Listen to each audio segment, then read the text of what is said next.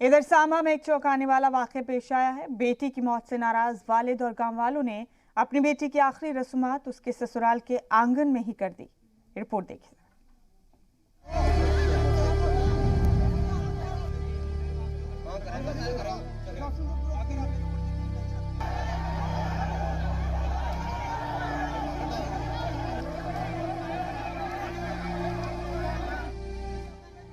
सांबा के रामगढ़ इलाके में एक हैरान कर देने वाली वारदात सामने आई है। यहाँ एक कुंबे ने अपनी बेटी की आखिरी रस्मात उसके ससुराल के आंगन में ही अदा कर दी। लड़की के अहले खाना का इल्जाम है कि लड़की के ससुराल वालों ने उसका कत्ल किया है।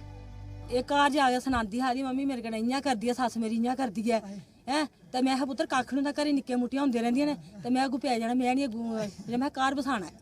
लड़की ने कुछ नहीं खाया, लड़की ने कुछ नहीं खाया, लड़की को मारा क्या इन्होंने, मारा इन्होंने। जानकारी के मुताबिक रामगढ़ इलाके में रिम्पी चौधरी की लाश उसके घर में मुश्तबा हालत में मिली।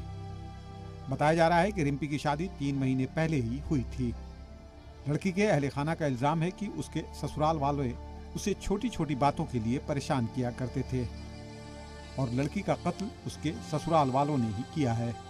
अपना गुस्सा जाहिर करने के लिए लड़की के कुंबे और गांव के सैकड़ों लोगों ने बेटी की आखिरी रस्मात उसके ससुराल के आंगन में ही अदा कर दी। ये मर्डर है, टर्न मर्डर। उन्होंने इसको गला दबा के मार दिया या मुंह पर सुराख रख के मारा है, क्योंकि उसका टस्सी पेशाब सब बीच में निकल गया है।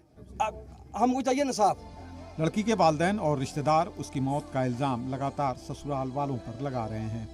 उन्होंने इंतजामिया से बेटी को इंसाफ दिलाने का मुतालबा किया है। जी मीडिया के लिए सांबा से गौरव द्विवेदी की रिपोर्ट।